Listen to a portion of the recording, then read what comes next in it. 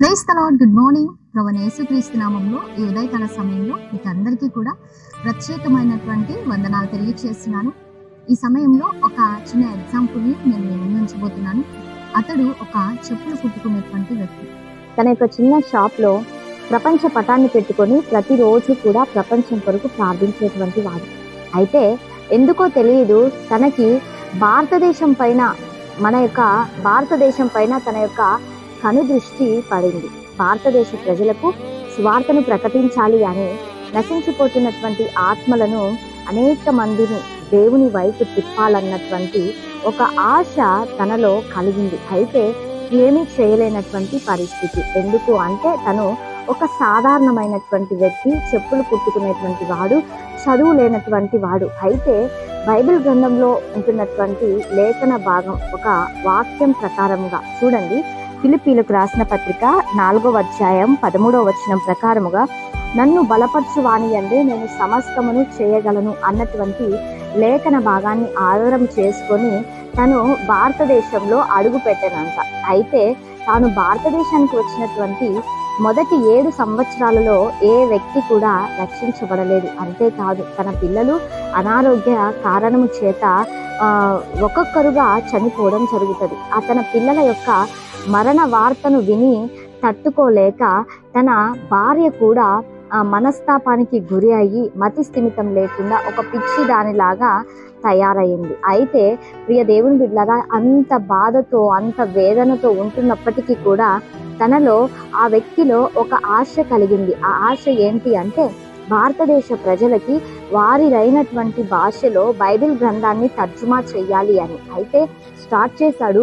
England దేశం నుంచి ఒక ప్రింటింగ్ ప్రెస్ని తెప్పించి బైబిల్ మొత్తాన్ని కూడా తర్జుమా చేశాడు.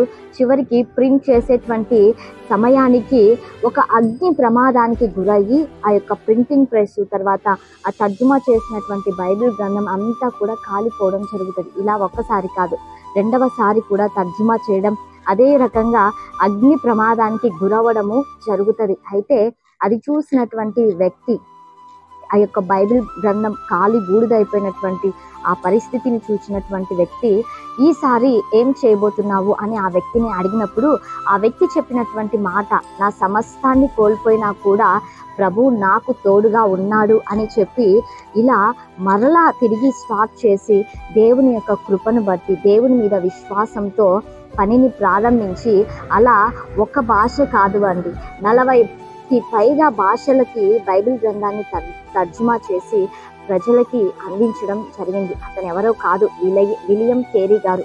ప్రియ దేవుని బిడ్డలారా, ఈ యొక్క ఉదయకాల సమయంలో నీ ఉద్యోగం, నీ వ్యాపారం, నీ యొక్క కుటుంబ పరిస్థితి నీ ఎదుట ఒక సవాలుగా ఉంటున్నప్పటికీ, ఒక సవాలుగా నీవు ఎదుర్కోలేనప్పటికీ, నీ వల్ల కానప్పటికీ, నువ్వు చెయ్యలేనప్పటికీ, నేను ఇది చెయ్యలేను, నాకు అసాధ్యం అని నువ్వు తలస్తున్నప్పటికీ, నిజంగా దేవుని యొక్క వాక్యం సెలవిస్తూ ఉంది. దేవుని పైన విశ్వాసం కలిగి నన్ను బలపరచువాని యందే నేను సమస్తమును చేయగలనని పౌలు గారు ఏ రకంగా అయితే చెప్పి ఉన్నాడో ఆ మాటను ధైర్యం కలిగి నీ యొక్క నిత్య జీవితంలో నీవు బలహీన పడిపోతున్నటువంటి సమయంలో దేవుడు నీకు బలం దయచేయువాడు అన్నటువంటి విశ్వాసంతో నువ్వు నమ్మగలిగినట్లయితే పరిశుద్ధాత్మ దేవుడు ఈ ఉదయకాల సమయంలో గొప్ప కార్యాన్ని నీ ఎదుట చేయనయ్యుంటున్నాడు. మరి అందరం కళ్ళు మూసుకుందామా, ప్రార్థన చేసుకుందాం.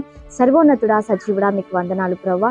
ఈ ఉదయకాల సమయంలో ఈ కార్యక్రమాన్ని చూస్తున్నటువంటి ప్రతి బిడ్డను కూడా మీరు జ్ఞాపకం చేసుకోండి, దీవించండి, చక్కటి ఆరోగ్యాలు దయచేయండి. ఈ దిన సమృద్ధి చేత ప్రతి బిడ్డను కూడా మీరు నింపమని యేసయ్య నామంలో అడిగి వేడుకొని పొంది ఉంటున్నాము తండ్రి. Amen. Praise the Lord. God bless you all. Have a nice day.